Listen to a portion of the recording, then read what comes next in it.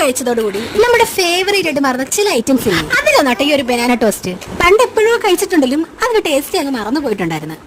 കഴിഞ്ഞ ദിവസം യൂട്യൂബിൽ ഇതിന്റെ വീഡിയോ കണ്ടപ്പോ അറിയാതെ ഒന്ന് ലൈക്ക് ചെയ്തു പോയി. പിന്നെ യൂട്യൂബ് തുറന്നു വരുന്നത് മൊത്തം ഇതിന്റെ വീഡിയോസ് ഷോർട്സും മാത്രമാണ്. ഇവരെല്ലാരും ഇത് തന്നെ ഉണ്ടാക്കണമെങ്കിൽ ആ ഒരു സംഭവം തന്നെ ആയിരിക്കും.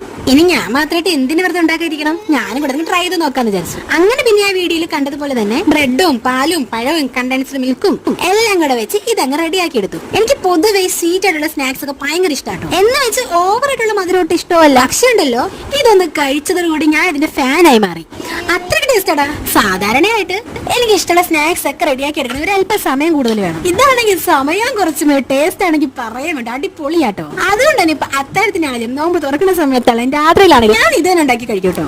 ഇക്ക പറയുമായിരുന്നു ഇങ്ങനെ പോവാണെങ്കിൽ വൈകാതെ തന്നെ ഞാനൊരു ഷുഗർ പേഷ്യന്റ് ആയി മാറുമെന്ന്. ചിലപ്പോ സത്യമായിരിക്കും, കാരണം അതുപോലെ ആട്ടോ ഞാൻ ഇത് കഴിക്കുന്നത്. അപ്പൊ